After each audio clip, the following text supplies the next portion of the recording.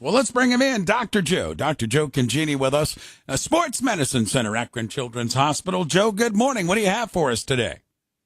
Hey, Ray, I couldn't help myself. I have to go really deep into the sports history vault, and maybe not a lot of us. I think you and I will remember, but maybe not everybody. But I want to teach a lesson from his career. And the great Bill Walton passed away a couple days ago. And he was a guy that really got me excited about the game of basketball. He just was passionate as a player and passionate as a sportscaster, and so his sports history goes very deep in basketball and sports. But his connection to sports medicine may go even deeper, Ray. We learned a lot, unfortunately for him, about sports medicine, and I want to kind of tie that together a little bit.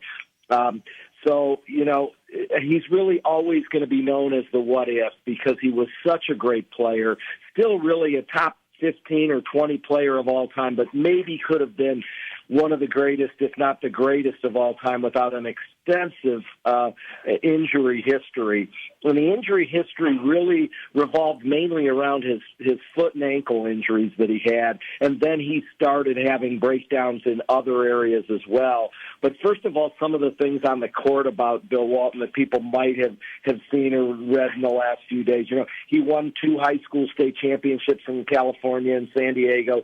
He won 2 NCAA tournament championships with UCLA, and the very famous 88-game winning streak, the longest streak in NCAA history. Pretty amazing. 88 straight games, and Bill Walton had a lot to do with that. That was broken at my alma mater at Notre Dame in one of the most famous basketball games of all time. And then he did get to win 2 NBA championships, but they were spread very far apart because of the injury history. He was the number 1 overall draft choice, but he took a lot of grief because people paid him a lot, and he just couldn't play. He got injured so much. In his 14-year career, he missed more games. He missed about 680 games and only played in about 480. 2 whole seasons in the 80s he had to sit out. And what we learned from Bill Walton injury-wise is an injury we talk about all the time now called stress fractures. And so in sports medicine in the day, it's something we're looking for and trying to diagnose early and trying to treat early and aggressively. But in Bill Walton's day, they just did not know. And they felt this was just, he kept thinking it was an ankle sprain, and he kept trying to play through this. And ultimately, when they saw these fractures that he had, small fractures and small bones, particularly the bone in the middle of the ankle is called the navicular bone, is the one that was the most problematic for him. He had, believe it or not, Ray, very close to 40 orthopedic surgeries in his career. And the vision that a lot of people unfortunately have later in his career is being on the bench with a cast on his leg. He was in a cast so much. He had so many surgeries. And so, of course, all the muscles atrophied and weakened. And when he tried to get back to play, he injured his knee, he injured his back. He had multiple injuries. He did have one shining moment late in his career where he came on as a 6th man with the Celtics being in the championship right now, and helped lead the Celtics to a championship. He led the Trailblazers in Portland to a championship. But we learned so much about injury history, about stress fractures, and in our office, not a day goes by with young athletes and older athletes that we don't talk about stress fractures. In the career of Yao Ming and Z, it seems to affect this injury.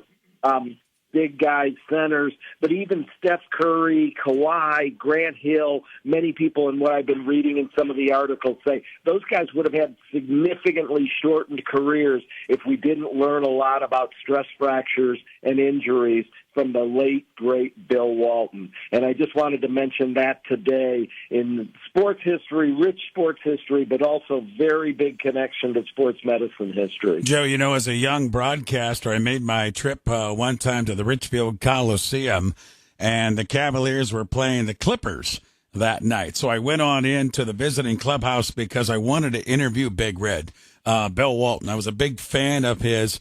And to your point, I remember specifically he was sitting there with his ankle in an ice bucket. He was sitting there with ice packed on both knees and his one shoulder was packed in an ice pack as well.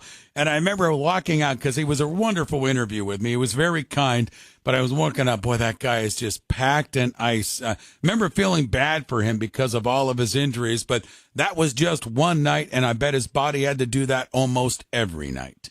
Oh, that's a great story, Ray, because that so encapsulates him. I could almost see him sitting there in the corner. He went through a lot of pain, and he also went through a lot of criticism. These teams paid him a lot, and can you imagine whole seasons he couldn't play, so he was criticized a lot.